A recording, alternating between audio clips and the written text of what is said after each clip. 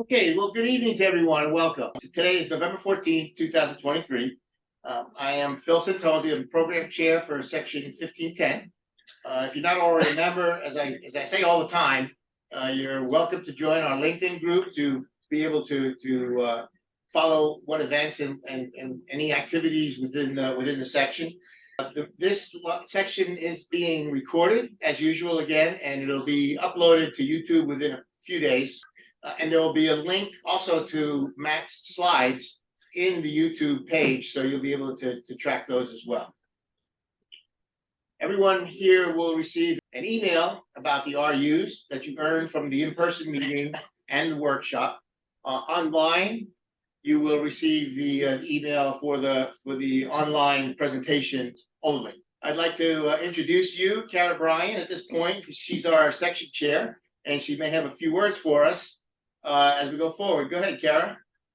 Hi, everyone. Welcome. Sorry I'm not there in person, but I hope you're having a grand time. We're very happy to have Matthew Rocco here. This is going to be our last in-person meeting for 2023. It's been a great year. We've been doing the RU workshops. We're going to come back stronger in 2024, even doing a partnership with the PMI for at least one of our meetings. Very happy to announce that later this month, and Dr. Steve Kramer can add on to it, we're having a student branch presentation that'll be worth 0.5 RU credits. And it's going to be student practicum projects where they're presenting a full DMA project. So we really hope that you can join that. It's going to be online. And again, it's half an RU credit. And also a major shout out to one of our members, Trenton Hudson. He's been with our ASQ board for many years, and he's the reason that you're in Tropical Acres or Miami Lakes Hotel. He's been setting up all of our locations for years. And Trenton is retiring from the board, so just a big shout out. He's been doing a wonderful job these past few years. We're so grateful to have had him. And that's all I have for us today, Phil. Thank you, Trenton, and thank you, Kara. Are there any other 1510 board members with brief announcements? Karen mentioned that we have the practicum presentations. If you choose 2 projects presented, will basically take an hour or so, but I think you'll get a lot out. We will record that also and post it so you'll be able to review it. But we encourage people, not just student branch members, but also professional group, to please be part of that meeting and see how things go. Where is that meeting? That's 29th. 29th of November. Okay. Yeah, 8 o'clock on the 29th of November are the presentations. Okay. Thank you, Steve. Okay, so to tonight's presentation, I would like to introduce Matthew Rocco, who's the president of the South Florida Manufacturers Association. As president of the SFMA, Matthew's experience spans more than 10 years in the corporate arena, higher education, and in the nonprofit sector. He served as the SFMA president from 2017 to 2021, and has now resumed this role in 2023 because he liked it so much. He came back. Lucky for us. Prior to becoming SFMA president, Matthew was a member of the SFMA board of directors while he worked at Broward College. He's excited to be back working hard on behalf of all the manufacturers here in South Florida. He brings an excellent mix of expertise and a passion for helping these companies. He has served in various leadership positions, managed complex projects, worked with employers to create customized workforce programs for their companies, and created partnership opportunities in the business community. Matthew is a native of this region in the state of Florida. In his spare time, he enjoys mentoring young individuals and helping them succeed in their lives. He attends symphonies, loves cooking and exploring new cuisine, and he enjoys giving back to the community.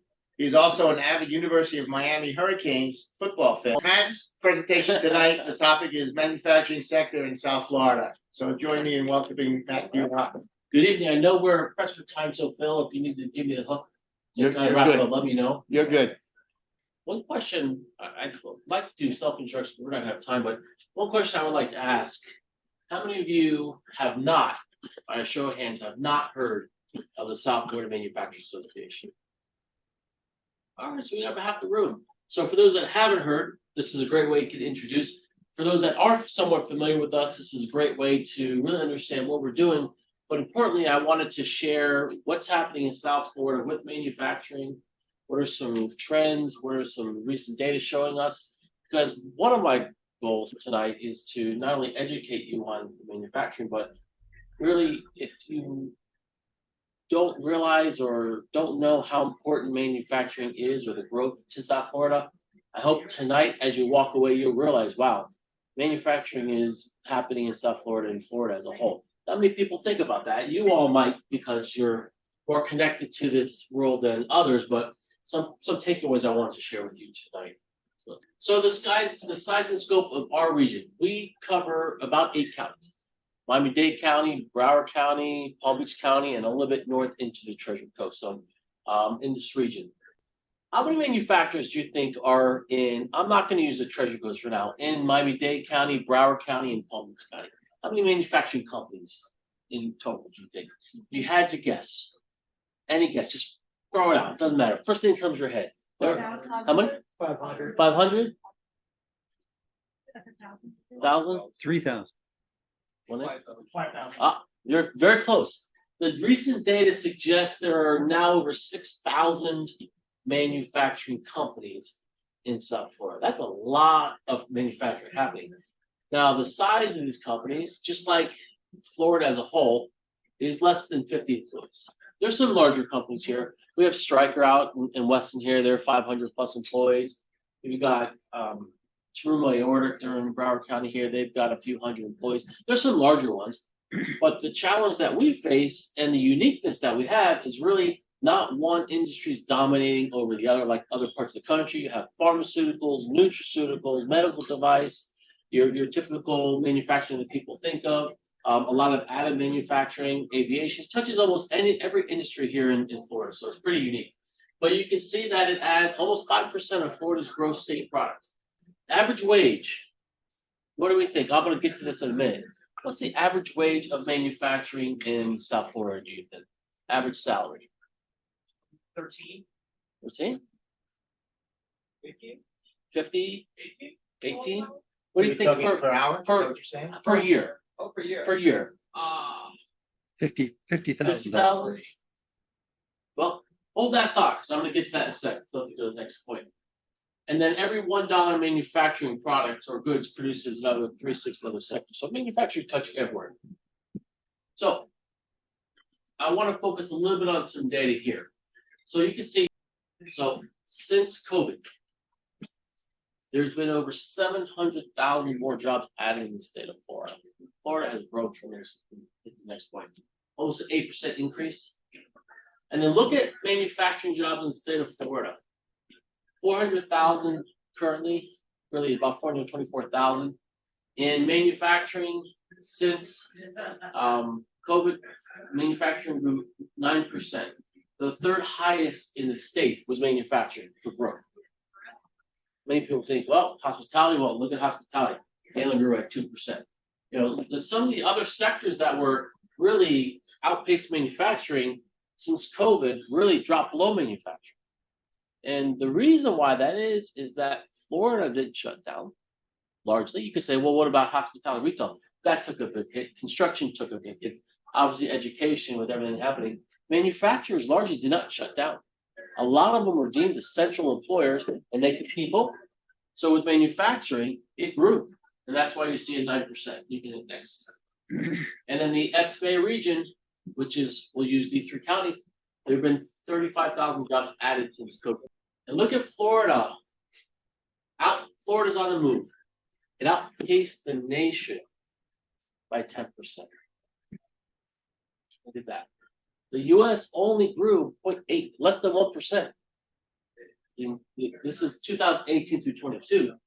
And look at Florida, just about 10% growth. So a lot has been happening here in Florida. Again, not a lot of people think about Florida manufacturing. They always think of sunshine and this and that. But you know what? When you really get down to the industries that are making impact, manufacturing is one of the top ones. And then in Florida, there's greater than about 424,000 manufacturing jobs. If you notice in our region, just in these 3 counties alone, but if you have the Treasure Coast, manufacturing counts in South Florida for 25% of the manufacturing jobs in the state, quarter of the state. So it's pretty significant. In South Florida alone, 100,000 manufacturing. And look at the wages. average in the state of Florida is 74,000. In SFMA, it's about $68,000 a year for the average wage in manufacturing, which is pretty significant as well. And Phil, could you go to the previous slide? Oh, Miami-Dade County has the highest number of jobs of any county in the state. Does that surprise anybody, or pretty consistent with what your thoughts would be? Miami-Dade County being largest, correct? All right. So with all the great data, well, here's some things that are happening that are really affecting manufacturing, which is really some of the challenges that we're facing associations to really work with companies down here, especially manufacturers. You can hit next. Right. Again, for the COVID, a lot of manufacturing was deemed essential, needed to be open. Manufacturing didn't shut down. But here's where we get into some issues that are really affecting manufacturers now. You can hit next one. So in 2020, the price for 1 acre of land was anywhere from $850,000 to $1 million.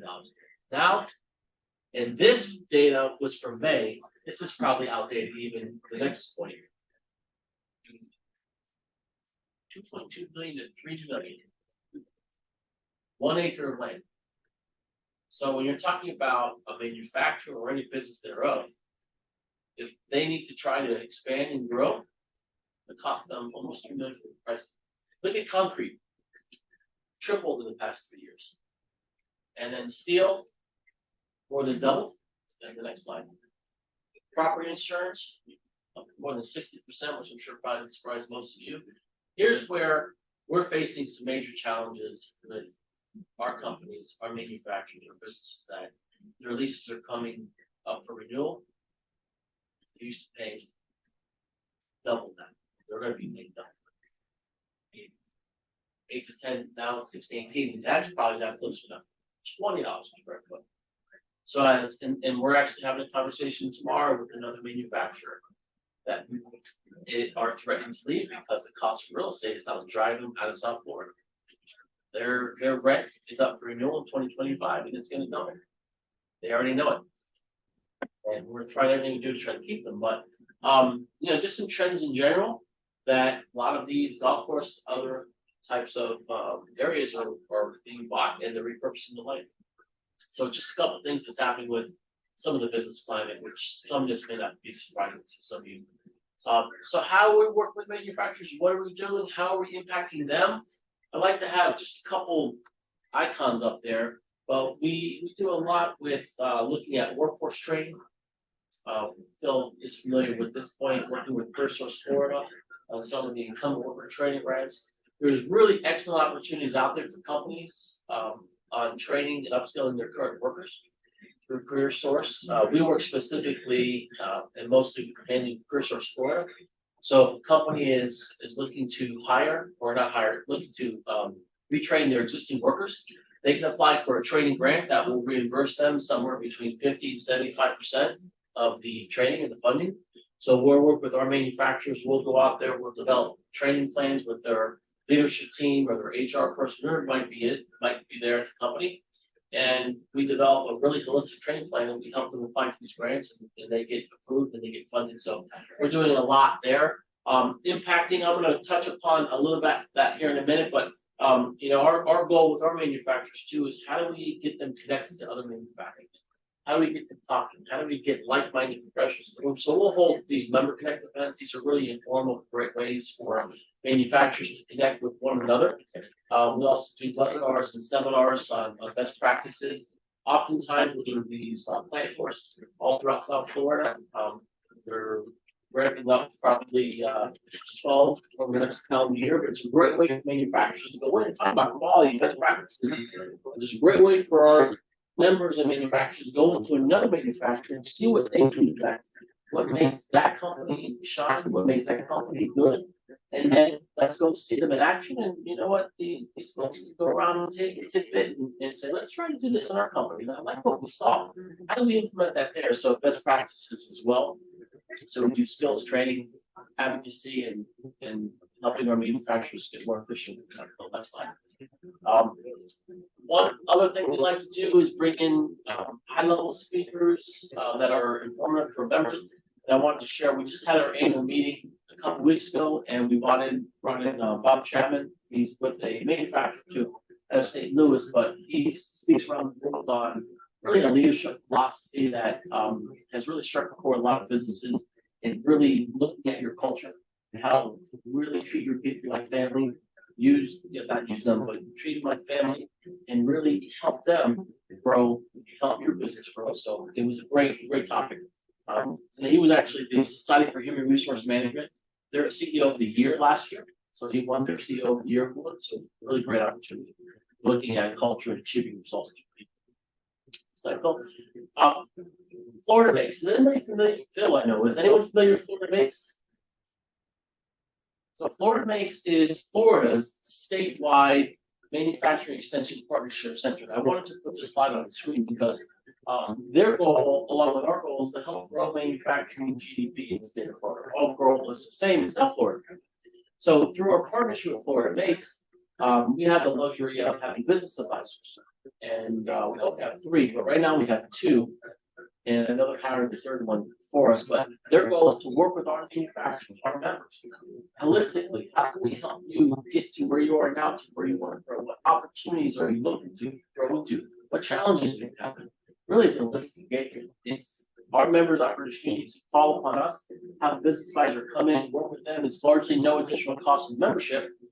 And every time that they engage with manufacturer, they have to assess how that project's going. The member gets a survey through NIST, the National Institute of Standard Technologies, and our partnership with them started in 2016, and the data is Q1 of 2023. It's been over $2 billion. So there's a lot of work being done, and this is, as you can see, new sales, cost of productions, total investments, jobs great. But this is real work happening with manufacturers in the community, which is really making an impact. And I'm going to share some case studies with you all. So, Phil, if you can go to the next slide.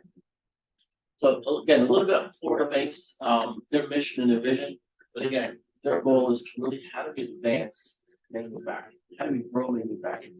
They do it in many ways, but it's just a little bit over them. Every state has one. Even Puerto Rico has a MVP center. But again, their goal is to strengthen Florida's manufacturing center. Let's go to the next slide. Nationally, you can see a little data of what's happening here. They're part of a national network, which we have the luxury of getting resources from the federal government. Before, there used to be a cybersecurity grant that money funneled through Florida Makes, and we were able to capture some of that. So for any companies that were manufacturing and having government contracts, Department of Defense contracts, they had to be at a certain level of cybersecurity. And there was funding that helped manufacturers get there. So just one example of how some of the national network can flow through us. Those are the next slide. Again, some of their services there. Yes, this is time and flow. Just go to the next slide. One thing that's really unique and great for manufacturers here that are part of our network and what makes it, they get access to what's called contracts. And if someone had a really great term for this, think of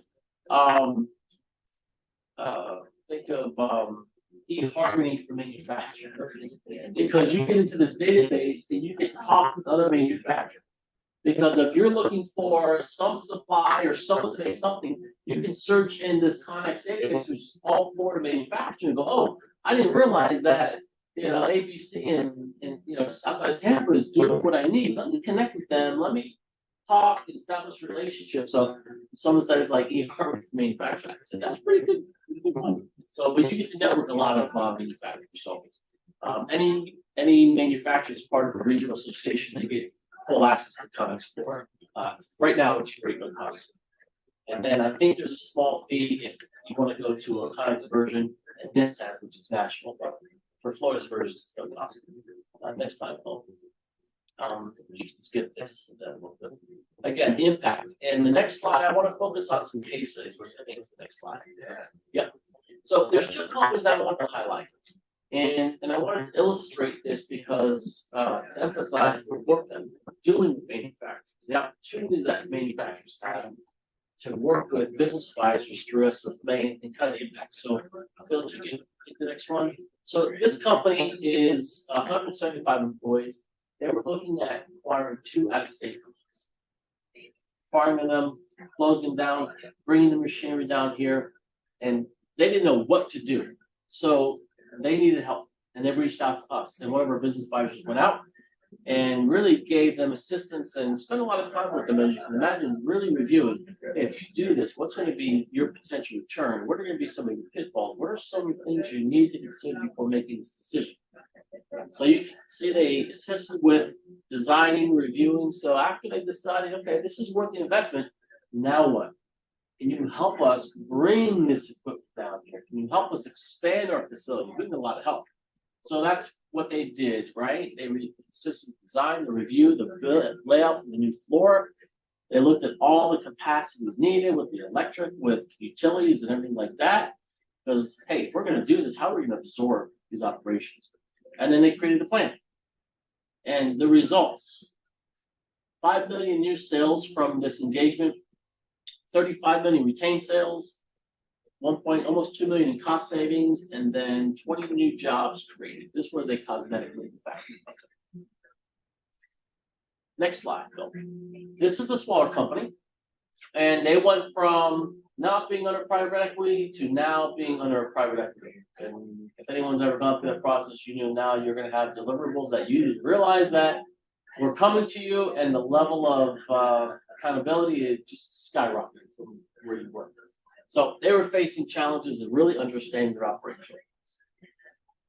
You're surprised when in there and realize that they were not too clear as to really understand their true costs. I think he even did a cost accounting training with them, which if anyone's gone through that, you're probably scratching their head going, I hate that, right? It's not fun. But anyways, but they really needed assistance to determine, again, their actual cost of goods, right? Were they competitive? So what was the engagement? One of our business managers are working with the CFO and their accounting department to really develop a process to do an evaluation. Next slide, Phil. And this company saw new sales of 150,000. They retained $1 million in sales. Were able to save 200 in costs, and then created 30 jobs. So I wanted to highlight that because that engagement was in that $2.15 billion that you saw. If you're wondering, well, how does that all come about? What's the engagement? How's that impacting? And fill the next slide. So I'm going to stop there. Any questions that I can answer?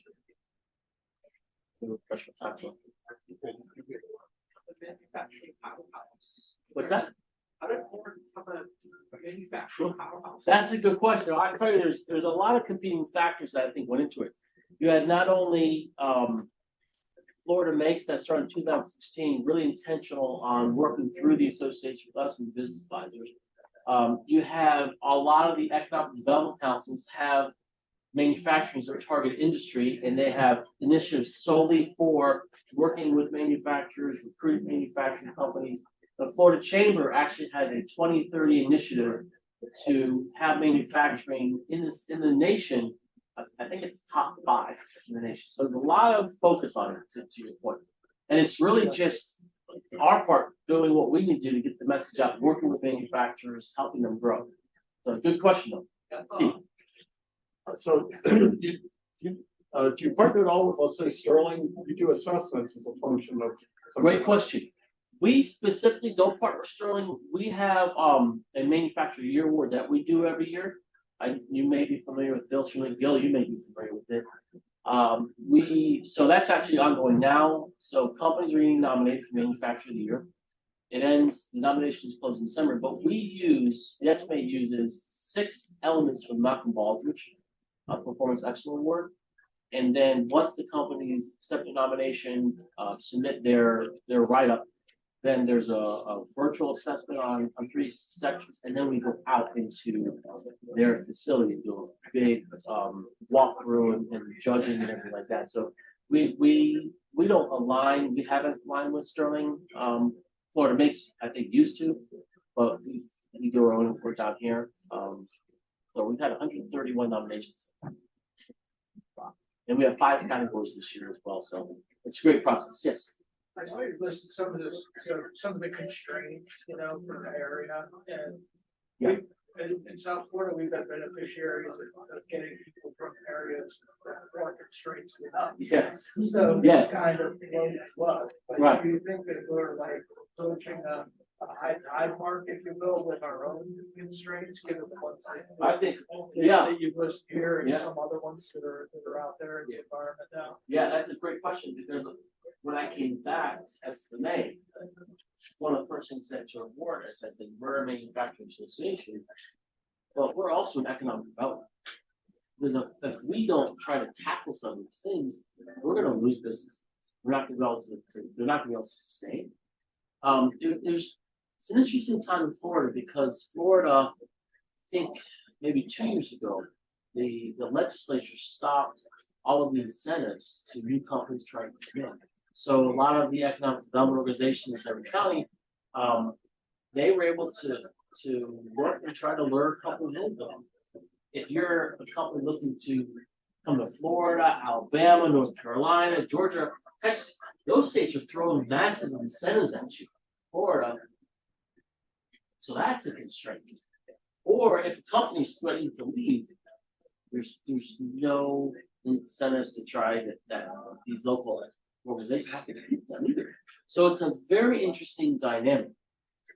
I mean, I don't know what the resolve is to the real estate. I think it's just these external environmental controls that are out of control. But that's a big challenge. That's a big challenge. I wish I had a better answer, but we really don't. Yeah, I think the tide's rising. Yeah, I really do. I don't know. I hope it. But good question. Thank you. Yeah, the GDP, the state GDP attributed to manufacturing in Florida is probably around 5.2% nowadays. Yeah. And it's been growing. Now 5.2% sounds, well, it might sound a lot, but it's actually a small percentage when you compare it to states like Indiana, Illinois, Ohio, Michigan. There you're talking over 12%, 12, 15, 17% in some places of GDP. And it's not because Florida has that much smaller manufacturing base than those states, but relative to the other industries in the state, like hospitality, like agriculture. Those are so large in the state that it makes manufacturing look small. But the numbers of manufacturers, just the manufacturers in this region, the 6,000 or 7,000 companies, far outnumbers many states worth of manufacturers. You think of even Colorado and South Carolina, maybe 3,000. They may have 3,000 manufacturers in those states, and so it's small, but it's big. And you heard Matt say that it's growing, so it continues to grow. It's been growing for the past 15 years, actually. And I often wonder if, when they look at manufacturing, if somehow it's getting underlooked because it touches almost every industry. And they run these reports. It's in aviation, it's in marine, it's in medical, it's in almost every industry. Say, hey, it's really good.